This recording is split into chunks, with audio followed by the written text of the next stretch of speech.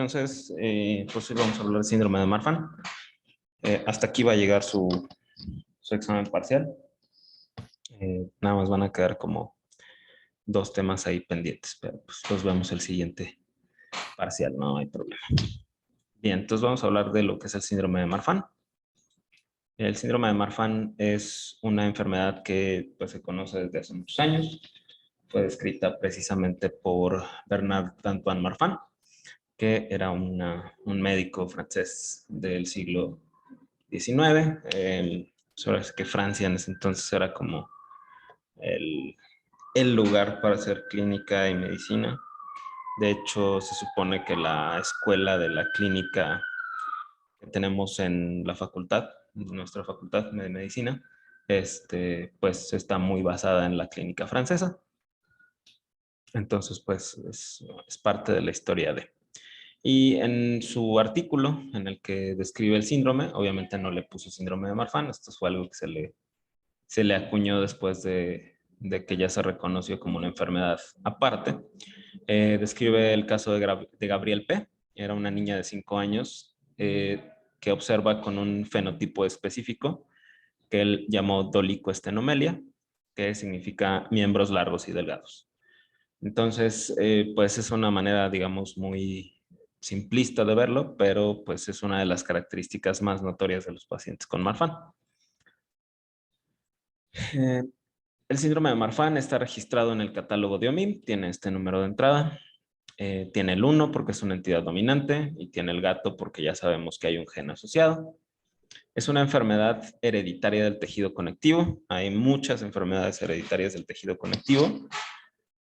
No las confundan o hay que tratar de no confundirlas con las enfermedades del tejido conectivo que tienen que ver con reumatología, por ejemplo, porque esas son adquiridas y generalmente son enfermedades autoinmunes. Entonces, cuando hablamos de enfermedad hereditaria del tejido conectivo o cuando hablemos de un trastorno del tejido conectivo en genética, nos estamos refiriendo a esos. Y entonces, estos trastornos hereditarios del tejido conectivo van a tener diferentes manifestaciones, para casi todas van a tener 3 tipos de manifestaciones básicas, que son las cardiovasculares, musculoesqueléticas y oftalmológicas. Habrá enfermedades del tejido conectivo que tengan las 3, como Marfan. Habrá enfermedades del tejido conectivo que solo tengan una. Habrá quienes tengan 2, depende mucho del fenotipo. De hecho, en el Harrison, en el capítulo de endocrinología, hay un apartado de enfermedades del tejido conectivo hereditarias. Sigue un patrón de herencia autosómica dominante y la causa es una mutación en general heterocigota en el gen FBN1, que está en el cromosoma 15, en el brazo solar. FBN1, la proteína que codifica se llama fibrilina 1. Y es una enfermedad que tiene una alta penetrancia, es decir, no es completamente penetrante, y tiene una expresividad variable, que ya quedamos que eso quiere decir que si mi papá tiene Marfan y yo tengo Marfan, el Marfan de mi papá va a ser muy diferente al que tenga yo, muy probablemente. Es una enfermedad rara, como las que vamos a ver aquí en genética. Tiene una incidencia más o menos de 1 en 5,000 nacidos vivos. Si es una enfermedad autosómica dominante, por principio afecta niños y niñas por igual. En este caso sí cumple esa regla. No hay regiones del mundo que tengan más Marfan que otras, a diferencia de lo que vamos a ver cuando veamos enfermedades recesivas. El 75% de los pacientes con síndrome de Marfan van a tener una historia familiar positiva. Esto muchas veces se descubre cuando se estudia al paciente que llega a la consulta, o sea, llega al paciente, digamos, un niño o una niña de 5 o 6 años, o 7 o 10, o los que quieran. Tiene características del síndrome de Marfan y resulta que cuando revisamos a los papás nos damos cuenta de que uno de ellos también tiene el síndrome, solo que nunca se le diagnosticó. Muchas veces pues tiene que ver con la expresividad, o sea, a lo mejor papá o mamá no están tan afectados o a lo mejor no se consideró como algo fuera de lo común. Incluso, o sea, en acondroplasia, pues por ejemplo, el detalle de la talla es muy claro, pero a lo mejor si ustedes tienen Si su papá o su mamá son así como muy altos, pues realmente no se ve como una característica que haya que estudiar, e incluso es una situación que técnicamente es deseable, por así decirlo. Entonces muchas veces llegan así los chavitos con sus papás de 2 metros y toda la cara de síndrome de Marfan y decimos, ah, bueno, ok, tiene un antecedente, solo que el señor no lo sabía. El 25% entonces se considera que son mutaciones de novo, que ya también platicamos de esas, son estas que surgen en los gametos y se expresan en los hijos, pero no, como son nada más mutaciones germinales, el papá no tiene las manifestaciones porque no tiene la enfermedad. Y es una enfermedad con lo que se llama heterogeneidad alélica.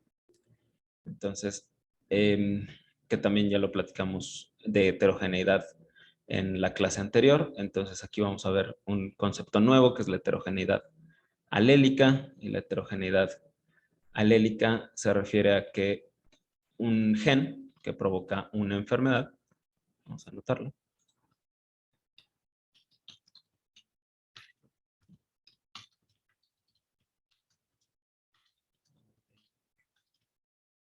entonces este concepto de heterogeneidad alélica es que tengo una enfermedad, tengo un gen que se conoce que es la causa, pero tengo muchas mutaciones o alelos asociados a la enfermedad. Entonces, esto es diferente de la que vimos la vez pasada, que es la heterogeneidad fenotípica o heterogeneidad clínica, en la que estas variantes distintas, estos alelos distintos, me pueden dar cuadros clínicos distintos. Entonces, aquí estoy hablando solamente de un cuadro clínico, por eso les puse ahí el 1. ¿Vale? Bien, ¿dudas con este concepto de heterogeneidad alélica? No, doctor. Ok, perverso. Bien. Los pacientes con síndrome de Marfan generalmente tienen ciertas características que comparten. Cuando los pacientes tienen unas características muy obvias, por así decirlo, pues es relativamente fácil suponer. Estos sí no son diagnósticos de camión como otras clases de enfermedades, pero podemos suponer que tienen ciertas riesgo, es probable que tengan una enfermedad hereditaria del tejido conectivo. Las características clínicas son más notorias, algunas en la infancia, hay otras que son más notorias en la vida adulta. Por ejemplo, la dolicocefalia, que es este incremento de la longitud o del diámetro anteroposterior del cráneo, es un poco más notorio durante la infancia. Aquí también se ve que este chiquitín tiene un cráneo dolicocéfalo, pero se va viendo menos notorio conforme crecen. Sin embargo, fíjense en este niño de los dos chiquitos, los que están ahora sí, el primero de la izquierda a la derecha y el segundo. Si se fijan, como tienen grasita en la cara, no pareciera que tuvieran algún cambio en la región mediofacial, se ven como sus pomulitos, pero conforme la persona va creciendo es muy común en los pacientes con Marfan que sean gente muy delgada y aparte suelen tener esta situación como que el perfil facial es relativamente plano o se ve así como muy derechito el pómulo, como en este chico. La cara es larga. Si se fijan, por ejemplo, tiene un mentón bastante pronunciado. ¿Sale? Y la cara también es delgada. O sea, fíjense cómo se ve como si no tuviera casi cachetes, por así decirlo. Y esta paciente que tenemos aquí ya es una paciente adulta. Su cara no es tan larga, pero sí, por ejemplo, noten también que el mentón es muy pronunciado. En la vista lateral, aquí está sonriendo, pero también se ve un poco plano su pómulo, ¿sale? Y entonces esas son algunas características faciales que se consideran, pues, que nos orientan a pensar en el síndrome de Marfan. pero yo diría que nos orientan más a pensar en una enfermedad hereditaria del tejido conectivo. Las personas con este tipo de trastornos suelen ser así, muy delgadas, caras largas, pómulos poco notorios, etc. A diferencia de los pacientes con acondroplasia, los pacientes con síndrome de Marfan, pues digamos que estamos viendo los dos extremos, son pacientes generalmente con tallas altas, y más, por ejemplo, aquí en México, el que ustedes encuentren a una persona muy alta que no sea como del norte es algo relativamente raro. Eh, Al nacimiento pueden ser niños grandes o pueden ser niños de tamaño esperado para la edad gestacional. Se describe que los varones pueden medir entre 53 más menos 4 centímetros, es decir, pueden medir 49 centímetros y seguir teniendo síndrome de Marfan. O una niña puede medir 49, 50 centímetros y pues también sigue teniendo síndrome de Marfan. Los hombres pueden llegar a una talla de hasta 2 metros, las mujeres más o menos un 80, un 80 y tantos, dependiendo de la etnia también, ¿sale? Si se fijan en este paciente, algo que es muy notorio es que el tórax se ve como estrecho, pero tiene una malformación a nivel torácico. ¿Alguien se acuerda cómo se llama este tipo de malformación en el tórax? ¿Tórax tentonel? No, en tonel es como cuando está muy redondito, como los pacientes con EPOC. ¿Excavatum? Parece un pectum exavatum por esta región, pero aparte tenemos esto que protruye, que se le llama pectus carinatum. Entonces la deformidad del tórax es relativamente común en los pacientes con Marfan. Digo relativamente porque no se ven todos, pero sí es algo como que nos orienta muchísimo a pensar en el diagnóstico de Marfan. Si se fijan, los brazos son muy largos y las piernas también son muy largas. Entonces, cuando le hagan su valoración de los segmentos corporales a este paciente, ¿qué segmento esperan que esté más grande, el superior o el inferior?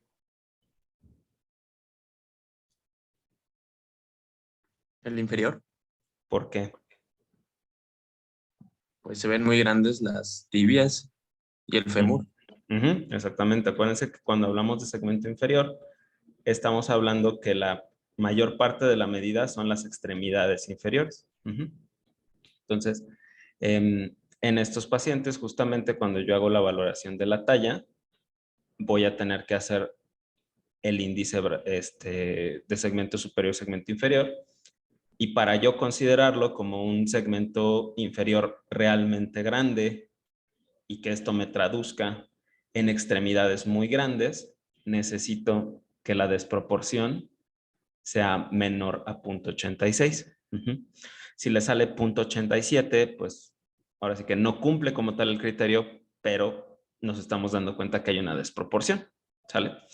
Entonces, finalmente van a seguir como en ese camino de que, ok, están más grandes las extremidades. A lo mejor no tiene el criterio específico de Marfan, pero ya vi en clase de genética que los segmentos deben tener una proporción de 0.97 en un adulto. Entonces, esto me tiene que llamar la atención. Y aparte, se hace una medida que se llama índice brazada-talla. La brazada es la medida como si ustedes estuvieran midiéndole la envergadura a un ave, y entonces van a medir de la punta del tercer dedo de un lado hasta la punta del tercer dedo del otro lado en un paciente con los brazos extendidos. Y ese índice brazada-talla, para que consideren ustedes el diagnóstico de Marfan, debe de tener una relación de más 1.05, ¿sale? Entonces, son pacientes que al yo hacerles esta relación entre la brazada y la talla, se supone que lo normal es que la brazada sea igual o un poco más pequeña que la talla. Entonces, al tener yo una brazada más grande, lo que estoy viendo es que mis extremidades superiores también son muy grandes, ¿sale? Y de ahí que la primera característica clínica que se identificó históricamente en el síndrome de Marfan, pues fue precisamente la dolicoestenomelia, que todavía le decimos así. ¿Queda claro esto de los índices?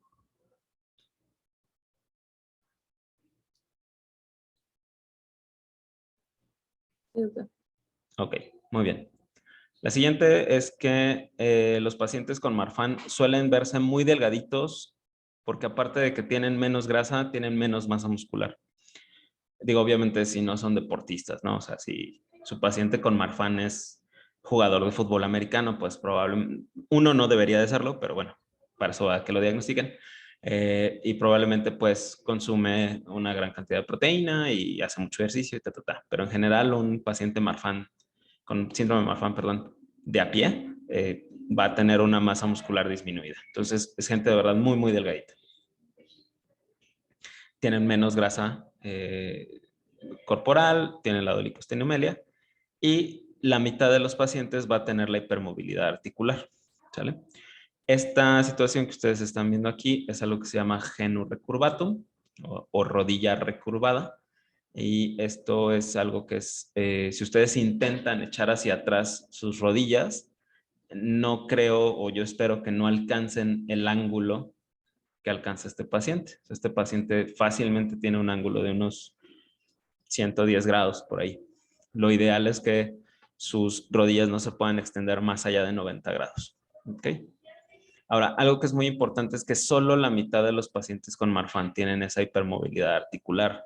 No pueden basar su diagnóstico de Marfan nada más en una hipermovilidad articular.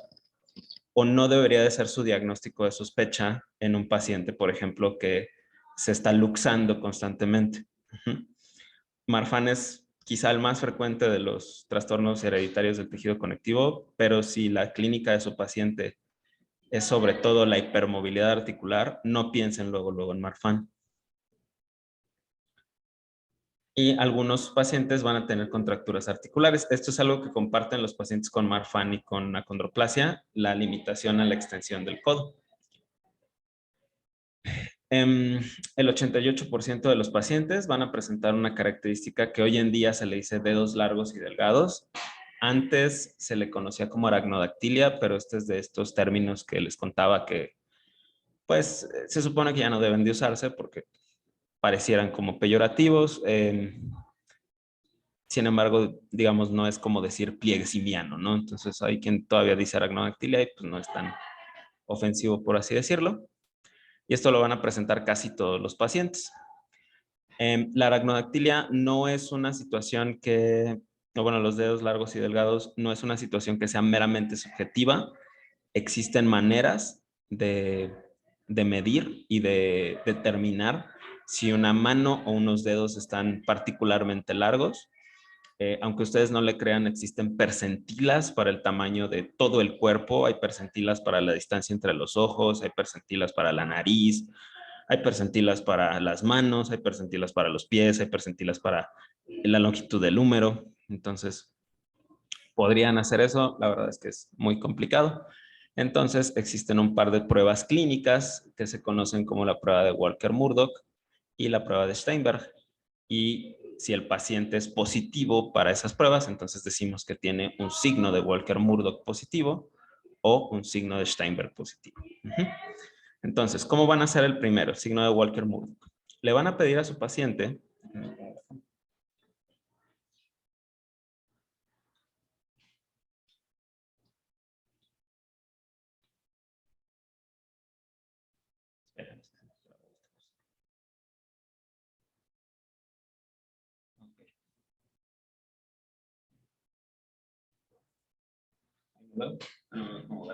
Ok. ¿Me ven? Sí, doctor. Sí, doctor. Ok. Entonces, ¿qué van a hacer? Le van a pedir a su paciente que a su muñeca del lado izquierdo, derecho, la que quieran, la va a envolver como haciendo una pulsera con los dedos, pero lo tiene que hacer específicamente con el dedo pulgar y el dedo meñique. Voy a intentar hacer esto. Se fijan, yo no puedo. ¿Okay? Esto es relativamente normal. El paciente con un signo de Walker-Murdoch positivo va a lograr envolver con sus dedos la muñeca y la uña del dedo meñique se va a sobrelapar con la del dedo pulgar. ¿Sale? En ese momento en que el paciente puede envolver con estos dos dedos toda su muñeca y las uñas sobrelapen, ese es un signo igual que positivo. ¿Vale? El signo de Steinberg es para ver la longitud del pulgar. Entonces, le van a pedir a su paciente que ponga su mano así y que envuelva el pulgar con los demás dedos. Si el pulgar sobresale, igual la uña completa del pulgar sobresale, entonces ahí voy a decir que es un signo de Steinberg positivo. ¿Sale? Solamente en esas dos situaciones. Vuelvo a lo mismo. Si ustedes son muy, vamos a decir, puristas con estos signos, probablemente no todos los pacientes tengan exactamente este comportamiento o ese signo clínico. Pero a lo mejor puede que el paciente llegue, no sé, a la mitad de la uña. Aún así es muy probable que esas manos sean más largas de lo que se espera para un paciente de esa edad. Igual con el pulgar. Entonces, lo importante es que ustedes puedan distinguir que ese paciente tiene un dedo o bueno, unas manos y dedos más grandes de lo habitual. Para valorar la hipermovilidad de las articulaciones, existe una escala que se llama la escala de Beighton, que consiste en 9 puntos. El primer punto es si ustedes logran tocar el antebrazo con su pulgar. Se da un punto por cada dedo que logre hacerlo. Luego vamos a doblar el dedo meñique hasta tratar de llegar a un ángulo de 90 grados.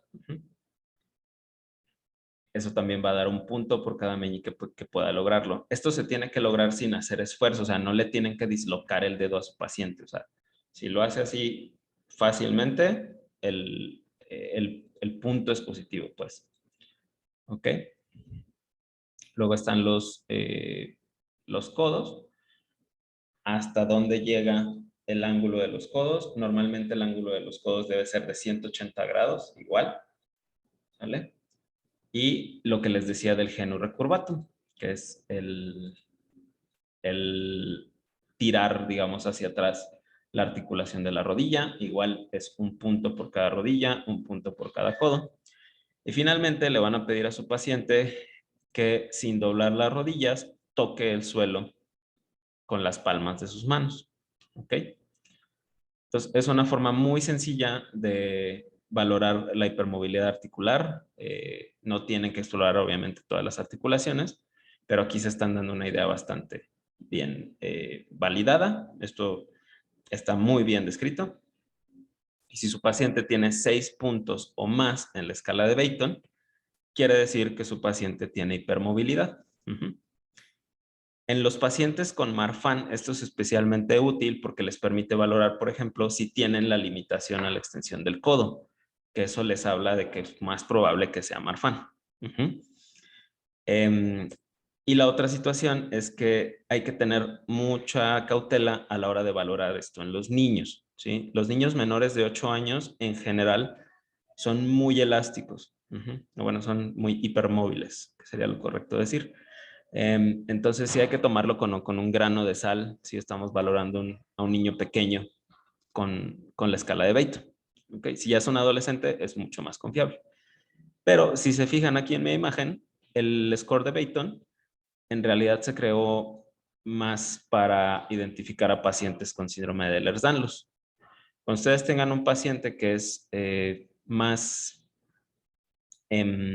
hipermóvil que otra cosa, lo ideal es que su primer diagnóstico diferencial sea Ehlers-Danlos, no tanto Marfan, aunque Ehlers-Danlos sea más raro. Entonces, por ejemplo, esos pacientes que llegan con que, es que me he esguinzado el tobillo 7 veces y me puedo dislocar a voluntad el hombro o cosas así, piensen en un Ehlers-Danlos. ¿Dudas con la escala de Beighton? No, doctor. No, doctor. Ok, bien. Luego están las manifestaciones torácicas, que como ya dijimos pueden ser pectus excavatum, como este, que es muy notorio, o puede ser un pectus carinatum, como este de aquí, que protruye. Es lo que llaman vulgarmente el pecho de paloma, ya no le digan así. es nada más como se le dice antes. Puede haber una asimetría torácica, incluso se puede determinar con una radiografía que el paciente tiene escoliosis. Estas diferencias en la forma del tórax tienen que ver con que las costillas crecen más de lo habitual, entonces jalan el esternón ya sea hacia afuera o lo empujan hacia adentro. Y esto, fuera de la situación estética, sí puede provocar una neumopatía restrictiva, sobre todo cuando son pectus excavatum muy, muy importantes. Entonces a esos pacientes, a veces, no siempre porque no les conviene tanto, se les pone como una varilla para que se empuje el esternón hacia afuera. Pueden tener escoliosis, hiposcoliosis, lo que ustedes quieran, y 2/3 de los pacientes van a presentar una ectasia, que es una dilatación del saco dural, de donde se toma el líquido cefalorraquídeo. Los pacientes con Marfan, técnicamente debería ser un poco más fácil tomarles líquido porque su bolsita está más grande y entonces pues contiene más líquido. Este es un paciente con Marfan con una escoliosis muy, muy importante. Está completamente desviada la columna torácica. Y entonces esto puede estar provocando un trastorno restrictivo. Entonces estos pacientes pueden ser candidatos a que se les haga una corrección con cirugía de columna. Hay algunos que rechazan el material, hay algunos pacientes que a pesar de tener los fijadores vuelven a deformar la columna, porque finalmente acuérdense que la columna la mantiene el músculo. También por esta razón es que los pacientes con distrofia muscular de Duchenne van perdiendo capacidad pulmonar porque dan de cuenta que la caja torácica se les va colapsando. A los pacientes con Marfan no les pasa así, pero al tener debilidad muscular porque tienen menos masa, pueden desviar la columna más importantemente. Otra situación que les puede servir para el diagnóstico es la protrusión acetabular, perdón. Y esto se determina trazando lo que se llama línea de Kohler. En su radiografía de pelvis, si se fijan, esta pelvis es muy redondita, nada que ver con la pelvis de los pacientes con acondroplasia. Entonces, por aquí es muy probable que no haya, en esta pelvis, por ejemplo, puede que sí pueda haber un parto, si es que la paciente es mujer, quiere tener hijos. Y entonces lo que van a hacer es que van a buscar la línea ilioisquial, que es esta de aquí, es este borde interior del ilion con el isquion, y vamos a trazar una línea hacia lo que es la ala del ilíaco. Es esta de acá. Y, por ejemplo, aquí tengo esta. Ahí disculpen mis rayones chuecos. Obviamente esto se hace con una regla o con la herramienta del programa de sus placas.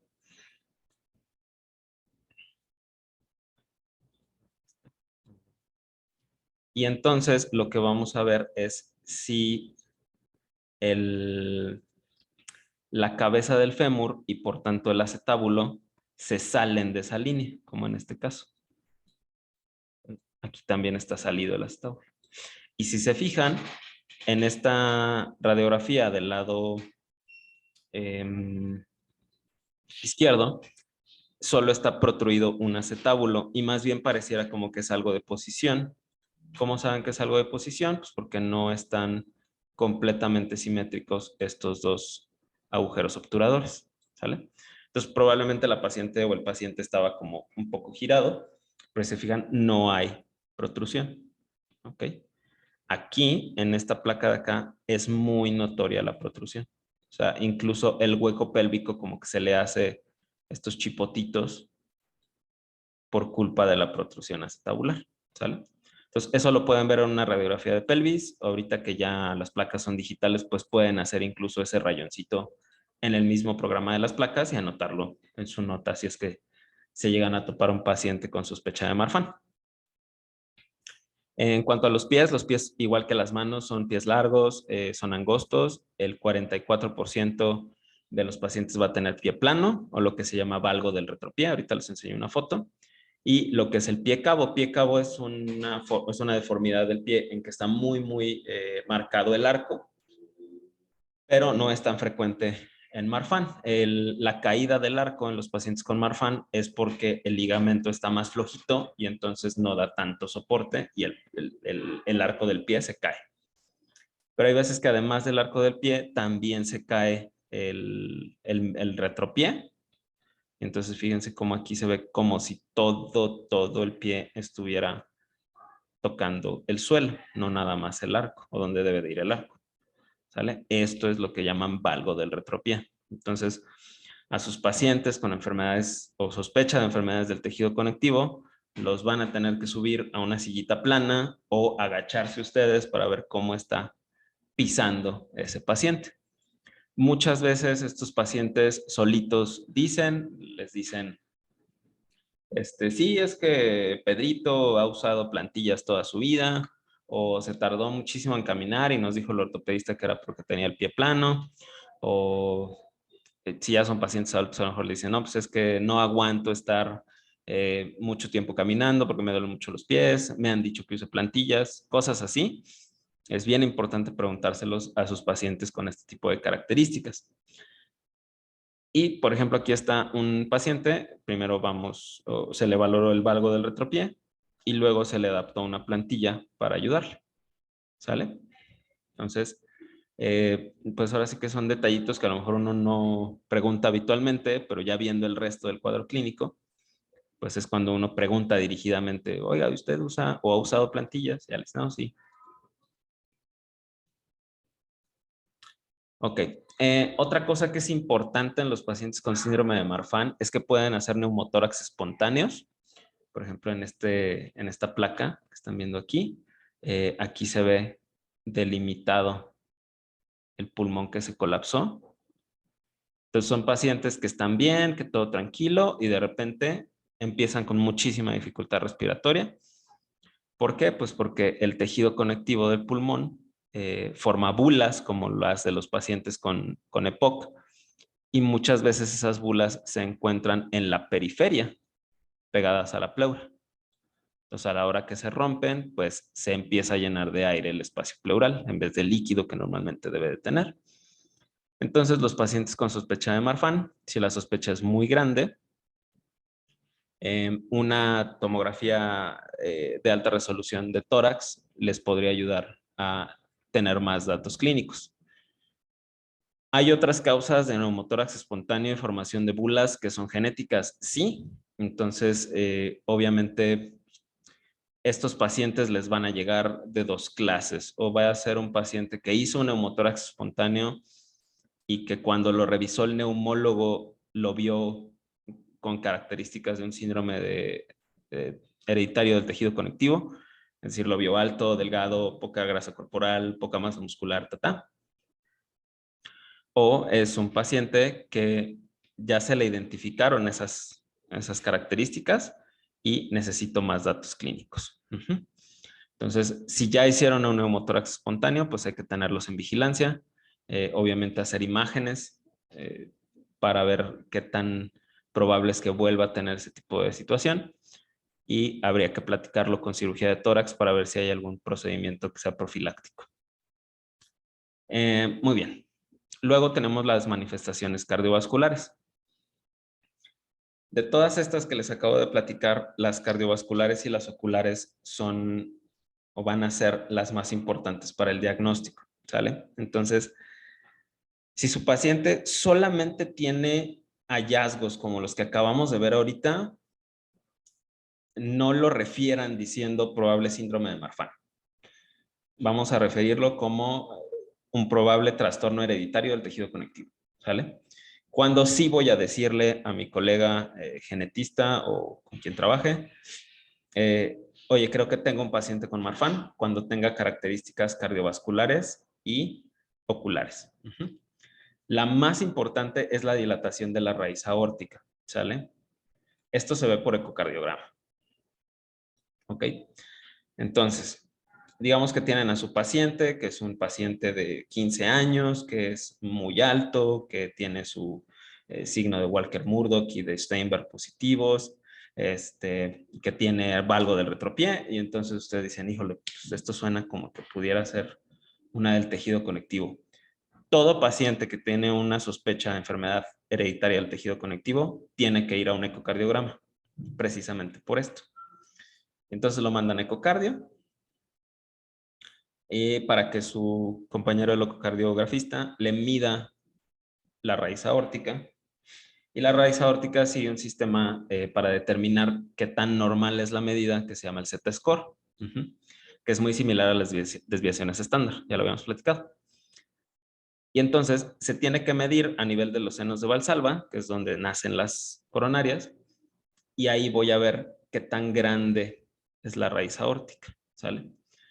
Si el Z-score es mayor a 3, entonces esa raíz aórtica está muy dilatada y es muy marfanoide. Entonces, si yo tengo una raíz aórtica con un Z-score mayor a 3, ese paciente ya cumple un criterio mayor para decir que tiene síndrome de Marfan. ¿Ok? Estos pacientes pueden tener disección aórtica y esa puede ser la causa de la muerte y que se determine hasta la autopsia. Pueden tener dilatación de la arteria pulmonar o pueden tener un aneurisma. Los aneurismas tampoco son exclusivos de Marfan. Sí son de algunas otras enfermedades del tejido conectivo. Entonces, los pacientes con aneurismas aórticos o abdominales se tienen que estudiar para ver si no tienen alguna de esas situaciones.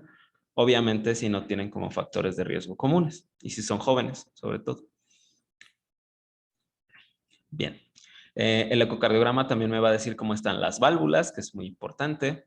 Pueden tener regurgitación aórtica, la mayoría van a tener una regurgitación mitral, esto es muy importante, y el prolapso de la válvula mitral también es súper, súper característico. Entonces, si en el examen les pregunto cuál es la válvula cardíaca que más frecuentemente se afecta en el síndrome de Marfan, ustedes van a decir la válvula mitral, ¿sale?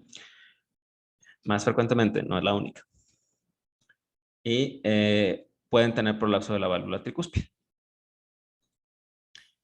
Ahora, si ya le encontraron a su paciente que tiene una manifestación cardiovascular, dígase sobre todo alteración mitral o dilatación de la aorta, mándelo al oftalmólogo.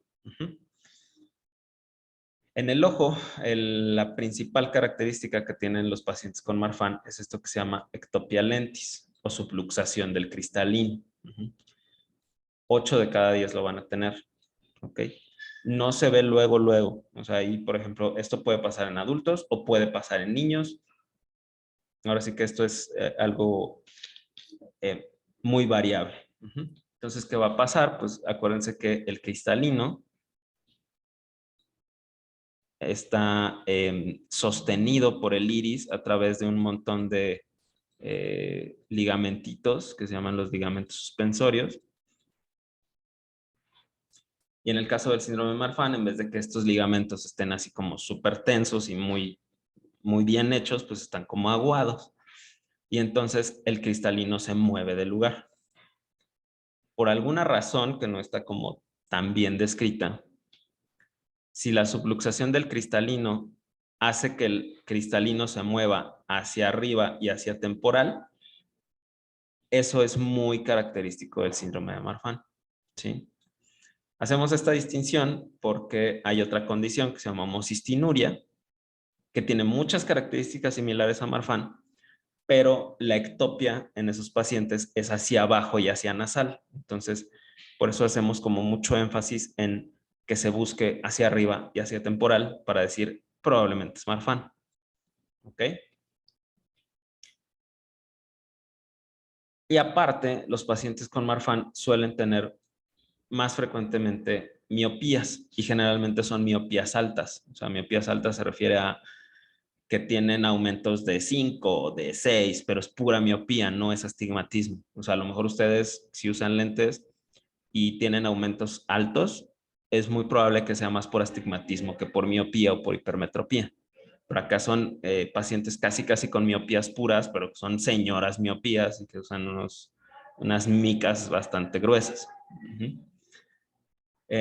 Alguna vez nos pasó en el infantil que justamente nos mandaron a una niña porque era muy alta, la mandaron por talla alta, una niña de 6 años, pero yo creo medía como 1,30 tal vez. Y el adscrito que estaba conmigo y yo nos dimos cuenta de que la niña entrecerraba mucho los ojos a la hora de leer o de ver. Entonces, pues se nos hizo muy raro. Le pedimos a los de oftalmo que estaban ahí arriba de nuestro consultorio que si la revisaban y encontraron justamente esto. Esto que se ve aquí es el cristalino que está desplazado.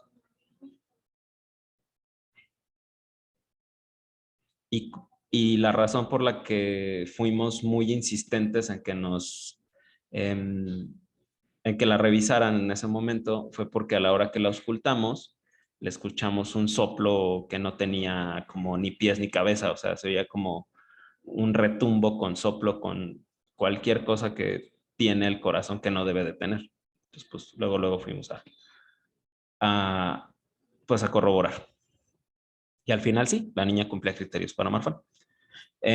Los pacientes con Marfan también tienen más riesgo de desprender la retina, por eso no deben de tener o hacer deportes de contacto. Pueden tener hipoplasia del iris, son más propensos a desarrollar glaucoma y catarata y hasta el 50% puede desarrollar estrabismo. La piel es delgada. Si ustedes revisan a un paciente con Marfan, su piel es como delgadita y como suavecita, que es muy característico de los trastornos del tejido conectivo. Y en algunos casos, los brotes de crecimiento son tan importantes que se forman estrías en las regiones donde la piel se estiró como de forma muy importante, pero pues son estrías donde generalmente no se ven cuando es por cambio de peso o por embarazo. Entonces van a ver las estrías en las caderas, van a ver las estrías en la zona lumbar, que se ven así como horizontales y pueden aparecer en los hombros. Y son estrías atróficas, o sea, son estrías blancas, blanquecinas. A diferencia de algunas estrías que aparecen, por ejemplo, cuando se aumenta de peso, que son como más rojizas. Bueno, entonces para hacer el diagnóstico del síndrome de Marfan existen criterios clínicos, ¿sale? Ustedes pueden diagnosticar a un paciente con Marfan sin necesidad de un estudio molecular. Lo pueden diagnosticar con el estudio molecular, claro que sí, ¿sale? Entonces, en la ciudad de Ghent, que está en Bélgica, hace 12 años, se revisaron los criterios para el diagnóstico clínico del síndrome de Marfan. Hasta ahorita no se han cambiado, siguen siendo los mismos. Y entonces los vamos a dividir en dos, en pacientes que tienen historia familiar y en pacientes que no tienen historia familiar. Y entonces estos que yo tengo aquí, que les estoy mostrando, son los criterios mayores. Entonces, el paciente que tiene luxación del cristalino y un familiar en primer grado ya tiene dos criterios mayores. Luego tengo lo que es la puntuación sistémica, ahorita se las enseño. Una puntuación sistémica mayor a 7 o un familiar en primer grado ya tiene dos criterios. O la dilatación de la raíz aórtica con un Z-score mayor a 2 si tiene 20 años o mayor a 3 si es menor de 20 años. ¿Sale? Entonces, cuando pidan un ecocardiograma para ver la dilatación aórtica, pidan el Z-score. Siempre se los dan, pero fíjense que venga. Entonces, esto es más fácil porque ya tengo el antecedente, ya tengo a la persona en la familia que lo tiene. Entonces, si tengo cualquiera de estas situaciones, sobre todo la dilatación de la raíz aórtica y la luxación del cristalino, y un familiar en primer grado confirmado clínicamente que tiene Marfan, entonces yo digo que mi paciente tiene Marfan. El problema viene cuando no hay historia familiar, que quedamos que es el 25% de los casos. Entonces tengo que juntar dos características clínicas. Las que sería ideal para decir que el paciente tiene un diagnóstico correcto son estas dos. Que tenga la dilatación de la raíz aórtica y la subluxación del cristalino. Si yo tengo esas dos características en un paciente sin historia familiar de síndrome de Marfan, ese paciente clínicamente ya tiene síndrome de Marfan. ¿Ok? Y entonces le puedo dar el seguimiento como a cualquier paciente con Marfan sin corroborarlo por estudio molecular. La verdad es que son los menos. Lo otro que puede ser es que tenga la dilatación de la raíz aórtica y que confirme la mutación. ¿Por qué? Porque la clínica me dijo que había que buscarle la mutación y se la encontré. O la dilatación de la raíz aórtica y el score sistémico mayor a 7, que esos son, de hecho, la mayoría de los pacientes que se diagnostican clínicamente. O la luxación del cristalino con una mutación asociada a dilatación de la raíz aórtica. Que ahorita vamos a ver por qué. Ok, entonces, la puntuación sistémica. Cuando mi paciente parece Marfan y huele a Marfan y como que tiene todo el aire de Marfan, pero no me da esos dos criterios mayores, me puedo valer en la puntuación sistémica, que son juntar las características clínicas que tiene el paciente hasta un cierto valor de corte, que en este caso es 7 o más. Y entonces, por ejemplo, si el paciente tiene el signo de Walker-Murdoch y el Steinberg positivos, ya tengo 3 puntos. Pero si solo tiene uno, cada uno vale un punto, ¿sí? En este caso, este criterio, tener los dos vale más que solo tener uno individualmente. El pectum carinatum vale 2 puntos y cualquier otro tipo de deformidad torácica solamente vale un punto, ¿sale? ¿Por qué? Porque aparentemente el pectus carinatum es como el más característico. La deformidad del retropié, el valgo del retropié, son otros 2 puntos.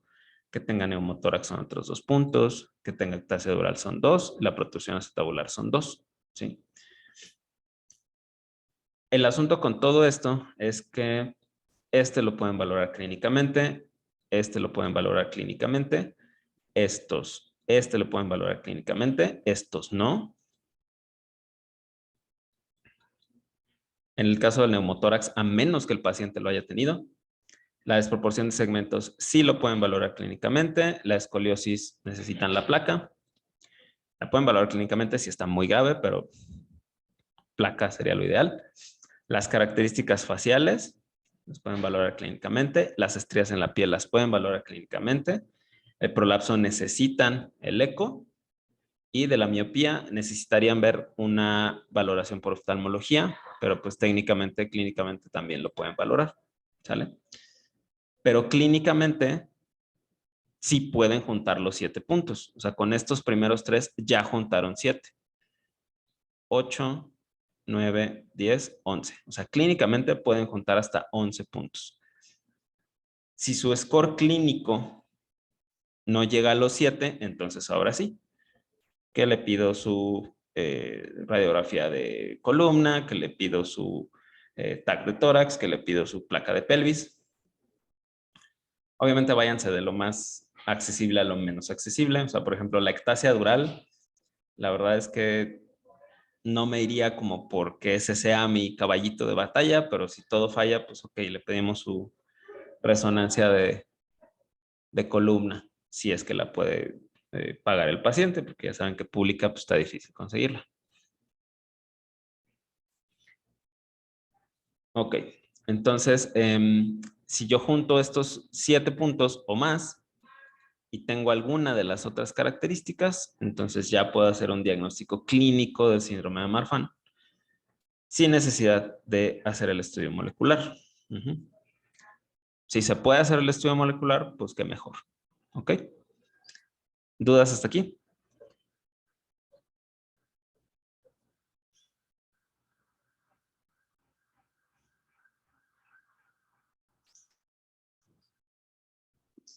No, doctor. Ok. Bien. Entonces, ¿por qué pasa el síndrome de Marfan? Bueno, esto tiene que ver con la función precisamente de las fibrilinas. Las fibrilinas hay de 2 clases básicas. La 1 es la más como importante y pues tiene que ver con que se mantenga la integridad del tejido conectivo, sobre todo de la pared aórtica y del ligamento suspensorio del cristalino. Por eso son los criterios mayores. Entonces, ¿qué pasa? Las fibrilinas ayudan a mantener una estructura en las microfibrillas, que son finalmente estructuras que mantienen en su lugar la elastina y que mantienen a la elastina funcionando. Y entonces ayudan a formar estas como cuentas, o esta estructura como de cuentas que favorece la organización del tejido elástico. ¿Sale? El gen de fibrilina 1 es muy grande, tiene 65 exones, o sea, es una inmensidad de gen. Más o menos abarca 235 kilobases o 235,000 pares de bases. Es 10 veces más grande que el de acondroplasia. La fibrilina se procesa como una profibrilina que luego se corta y ya se forma la fibrilina chida. El peso molecular es de 350,000 Daltons, que es una proteína pues relativamente grande. Y algo que es muy importante es que la fibrilina regula la actividad del factor de crecimiento transformante beta. El TGF-beta es muy importante en el tejido conectivo porque el TGF-beta favorece que las fibras elásticas se destruyan y en algunos casos o en algunas situaciones esas fibras elásticas que se destruyen se reemplazan con tejido fibroso. No siempre, pero funciona de esa manera. Entonces, la señalización por la vía de TGF-beta es muy compleja, pero básicamente se vale de unas proteínas que se llaman SMATs. Cuando el receptor de TGF-beta une al TGF-beta, activa a unas proteínas que se llaman SMATs y las SMATs viajan al núcleo y favorecen la transcripción de ciertas proteínas nuevas, como por ejemplo el inhibidor del activador del plasminógeno. El PAI-1, por ejemplo, es muy famoso porque induce inflamación. Pero bueno, aquí están las SMATs, muy bonitas, en el núcleo, Pero lo importante aquí es que la fibrilina 1, es un reservorio del TGF-beta, ¿sí? La fibrilina atrapa al TGF-beta y entonces si lo atrapa, no puede actuar en su receptor, ¿sale? Y si no actúa en su receptor, el tejido conectivo y las fibras elásticas no se modifican. El problema es que la fibrilina que no me sirve no captura al TGF-beta y entonces el TGF-beta empieza a estimular su receptor, empieza a activar a las SMATs y la célula empieza a transcribir a unas proteínas que se llaman las metaloproteinasas de la matriz. Y las metaloproteinasas de la matriz lo que hacen es que destruyen las fibras elásticas, ¿sí? Y entonces, ¿cuál es la diferencia entre flexible y elástico?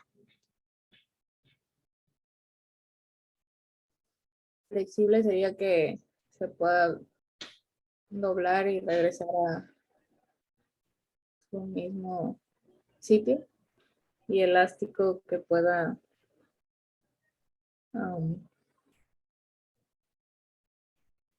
como retraerse y contraerse. No sé cómo explicar. Sí, más o menos va bien por ahí. Flexible es lo primero que me dijo. Flexible es algo que se puede deformar. Ajá. Elástico es algo que después de deformarse regresa a su estado normal. El tejido conectivo tiene que tener ese balance entre flexible y elástico, ¿sale? El componente flexible del tejido conectivo es el colágeno. El componente elástico es la elastina y sus hermanitas. Ajá. Entonces, cuando yo pierdo elastina, empiezo a tener un tejido que es muy flexible y entonces ese tejido se deforma más fácil, pero no regresa a su estado natural tan fácil, a su estado habitual tan fácil. Entonces, como tengo estos huesos tan flexibles, pues por eso crecen tanto, porque se pueden deformar más fácil. El crecimiento hace que ese colágeno se estire más, sin tener esa contraposición de la elastina, por así decirlo. Por eso se forman estrías tan fácilmente, porque el tejido elástico, pues más bien no tengo suficiente elastina para evitar que se deforme ese tejido, ¿sale? Si yo estoy sacudiendo la cabeza, pues me bailotea el cristalino, porque no hay una elastina que esté evitando que ese cristalino se mueva de su lugar, ¿sale? Entonces, por eso es malo perder la fibrilina 1, porque eventualmente, digo, tras toda esta cascada de eventos que estamos platicando, pierdo mis fibras elásticas. ¿Sale? Y entonces la baja producción de fibrilina 1 incrementa la actividad del TGF-beta, se pierde la integridad de la matriz extracelular y eso es lo que me da las manifestaciones clínicas. ¿Sale?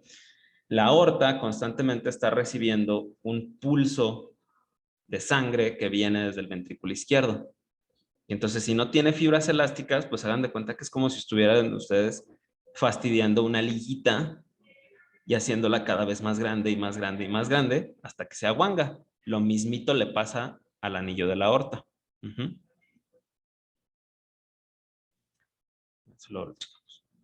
Los mecanismos de dominancia en el síndrome de Marfan son la dominancia negativa, es decir, la fibrilina 1 que hay está siendo estorbada por la fibrilina 1 que está anormal.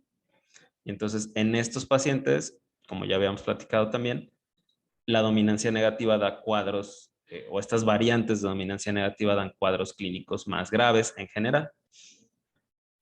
Cuando el mecanismo es nada más de haploinsuficiencia, pues el problema es que la fibrilina que produzco, aunque está normal, no me alcanza para una función proteínica adecuada. Entonces se me escapa el TGF-beta. ¿Sí? La mayor parte de las mutaciones que ocurren en el síndrome de Marfan son puntuales, es decir, vamos a tener un cambio de un aminoácido por otro en la gran mayoría de los casos, o que me queda la proteína incompleta. Hasta el 15% pueden ser cambios grandes de la secuencia, que se duplique, que se pierda, que se metan nucleótidos que no van ahí.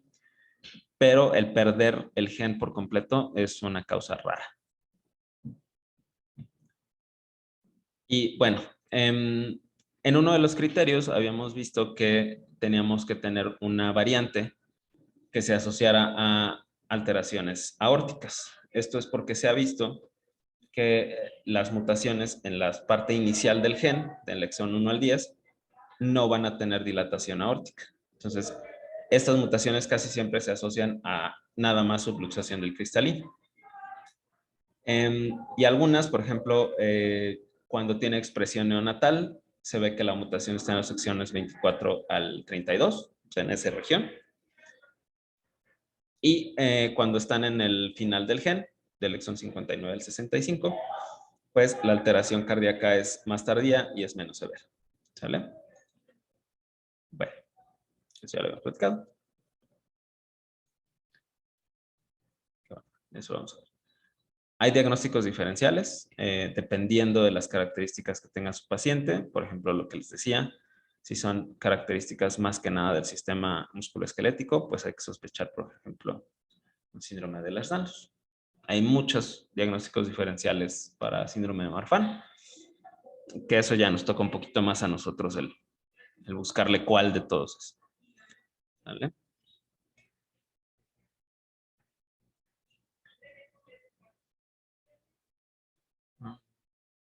Y bueno, pues, ¿qué les vamos a dar en cuanto al seguimiento a estos pacientes?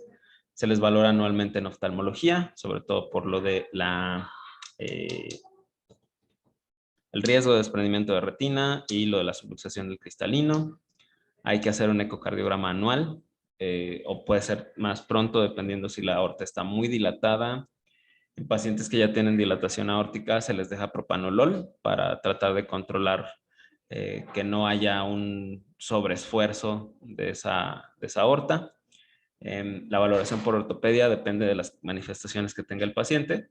Y es bien importante que a estos pacientes se les diga que no se les permite hacer deportes de contacto. Es mucho el riesgo, porque muchos no sé si tienen por ahí un aneurisma. Entonces imagínense que, no sé, está jugando este cuate rugby y de repente le dan un mal golpe y ahí se le revienta el aneurisma y ahí queda. O que está jugando fútbol americano y en una tacleada se le desprende la retina, entonces no es tolerable. Tampoco se les permite hacer gimnasia, aunque técnicamente son muy buenos, son muy elásticos, muy flexibles. Y pues hay que vigilar sobre todo la situación de cardiovascular. Es la principal causa de muerte en los pacientes con síndrome de Marfan. Sin manejo, estos pacientes tienen una esperanza de vida de 47 años y casi siempre fallecen cuando no tienen manejo por la disección de la raíz aórtica.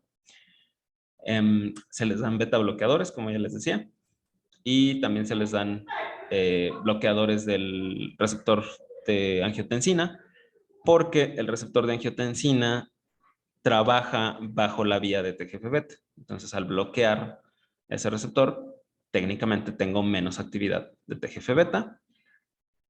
Y algo que es también muy importante, que es parte del manejo integral de estos pacientes, es tratar el dolor, ¿sí? Los pacientes con Marfan tienen muchas razones para tener dolor crónico. Entonces, a estos pacientes idealmente se les debe de mandar a una clínica del dolor para el manejo del mismo, porque si no, pues a lo mejor alguien me los va a hacer adicto a los opioides y eso no está bien. ¿Ok? Bueno, esto del embarazo luego lo vemos. Pero bueno, ahí la dejamos. ¿Dudas o preguntas?